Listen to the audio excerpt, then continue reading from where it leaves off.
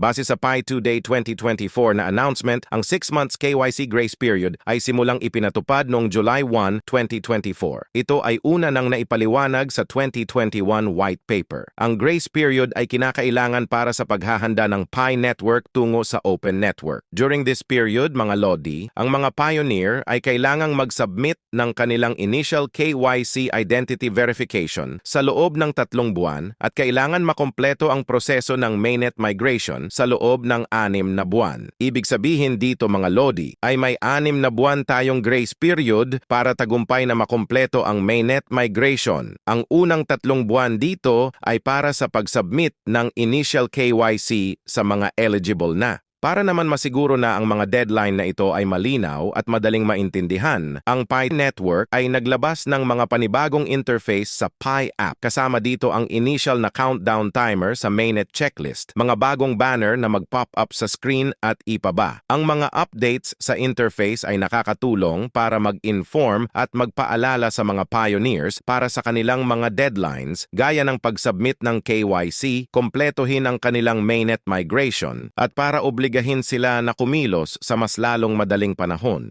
Para makamit ang open network sa 2024, ito na ang panahon para paganahin ang itinatakdang grace period at rolling window nito. Ang KYC at migration process ay una nang gumagana sa karamihan sa network. Ibig sabihin, ang karamihan ng mga pioneers ay may sapat ng kakayahang makapagkumpleto ng kanilang KYC at migration ayon sa kanilang kagustuhan sa loob ng 6 na buwan na grace period. Bukod pa dito mga Lodi, ang design ng 6 months timer ay may flexibility o kaluwagan para ma-accommodate ang mga pioneers na na-stuck sa proseso dahil sa mga specific na system blocks o iba pang mga technical na issue sa system. Isa pa, sa network level, ang pagpapatupad ng grace period ay nagdadala ng positibong epekto sa ating sama-samang pag-unlad sa pagtupad ng mga layunin para sa KYC at migration patungo sa open network. Ang kabuuang layunin ng grace period ay para magbigay ng sapat na oras para makompleto ang KYC at mainnet migration habang ito ay nagbibigay ng incentives at urgency para gawin ito. Sa pamamagitan ng policy na ito, mapapabilis ang pag-usad tungo sa open network at sa mga kinakailangang mga kondisyon. Nakakatulong din ito sa mga pioneers para sa kanilang mga bonuses sa referral system at security circles na magiging transferable ito sa mainnet kapag nakapag-KYC at nakapag-migrate na rin ang kanilang mga invites. Nakakatulong din ito para mapipigilan ang mga unverified Pi coins na lumagpas na sa itinakdang 6 months grace period na makapag-migrate sa mainnet at mabawasan ang mga kahinala-hinalang account na papasok sa open network at sa network planning na hindi ka nais-nais sa network at sa lahat ng pioneers. Sa halip, ang mga Pi coins na yan ay mapalaya na para ito ay mamimina ng ibang pioneers na nakapag-KYC na sa hinaharap. Ngayon, para hindi mawala ang mga namina nating mga Pi coins, ay kailangan talaga nating sundin ang 6 months grace period para makompleto ang KYC at makapag-migrate na sa mainnet. Kapag ang mga pioneers ay nabigo sa pag-submit ng kanilang initial KYC sa loob ng 3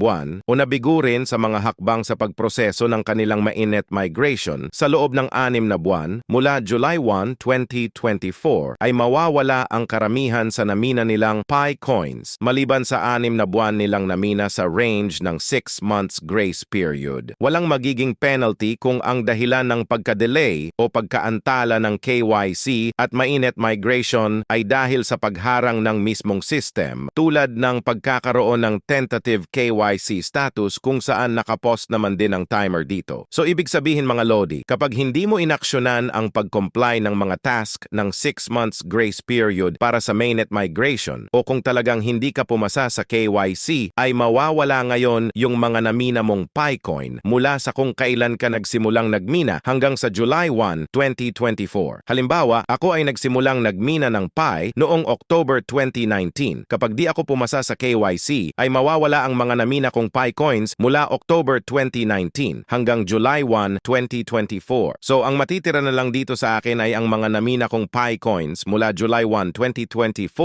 hanggang December 31, 2024. Sobrang liit nito mga Lodi. Para maiwasan ang pagkawala ng mga Pi coins, ay siguraduhing nakumpleto ang mga hakbang sa deadlines. Kailangang makapag-submit ng KYC application sa unang 3 buwan ng grace period. Ibig sabihin, ang deadlines ng initial KYC application ay mula July 1, 2024 hanggang September 30, 2024. At ang deadline naman para makumpleto ang mainnet checklist ay mula July 1 hanggang December 31, 2024. Sa mga pioneers na hindi pa nakapag-migrate sa mainnet ay magkaroon ng kanya-kanyang grace period timer. Ang timer na ito ay patuloy na magka-countdown habang may mga pending na mga aksyon na dapat gawin ang mga pioneers at nakahinto lamang ang timer kapag ang isang pioneer ay hindi pa eligible sa KYC o wala pang slot sa KYC, pati na ang mga na-stuck sa KYC sa humigit 1 buwan, mga nasa tentative status at mga system delays sa mainnet migration. So dapat malinaw tayo kapag ang dahilan ng pagka-delay ng migration mo ay dahil sa mismong technical system issues ay nakahinto lamang ang timer dito. Kapag naman ang dahilan ng pagka-delay ng migration mo ay dahil sa kapabayaan mo ay patuloy na magka-countdown ang timer dito. Kapag may mga prosesong nakapending na nangangailangan ng aksyon ng mga pioneer gaya ng resubmission, liveness check, correction of information, checklist items at iba pa ay patuloy na magka-countdown ang timer galing sa pagkahinto nito. Ipagpalagay natin mga Lodi na kung ako ay nagsagawa ng mga action sa grace period at nakita ko sa timer ko na medyo delay na pala ako dahil nakalimutan ko ito at nakita kong may 2 buwan na lang pala akong nalalabi para mag-submit ng KYC. Kapag sa puntong ito ay nakapag-submit na agad ako ng KYC, ay dito pa lang hihinto ang timer ko dahil ipaprocess pa ito ng system at i-verify pa ito ng mga validators. Ngayon kapag ang magiging resulta nito ay pasado na, ito ay wala nang magiging problema. Kapag naman ang resulta ay magkaroon pa ako ng resubmission ng KYC, ay magka-countdown muli ang aking timer at hindi ito hihinto hanggat hindi ko ito inaksyonan kaagad. Ngayon, kung saan huminto ang aking timer noong una akong nag-submit ng KYC, ay doon din magsimula ulit ang pag-andar ng aking timer. Ibig sabihin, itutuloy lamang ang aking 2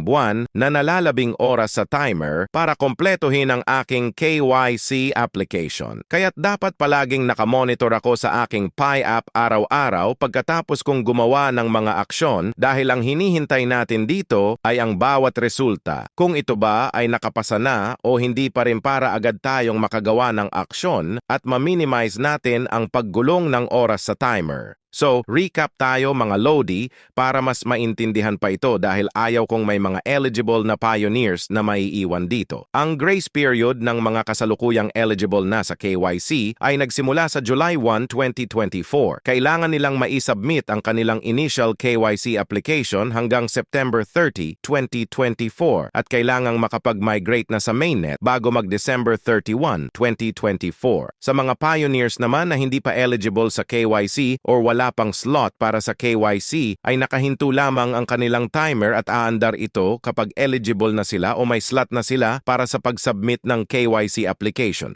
Para naman sa mga pioneers na na-stuck sa tentative KYC, ay nakahinto rin ang kanilang 6 months timer at aandar muli ito kapag ang mga harang nito ay na-resolve na ng system. Para naman sa mga bagong pioneers, ang kanilang grace period ay nakahinto rin hanggang sa makumpleto nila ang 30 mining sessions para maging eligible sa pag-apply ng KYC at susunod naman dito ang 2 deadlines ng grace period pagkatapos. Applicable din ito sa mga bagong pioneer na sumali pagtapos ng 2024.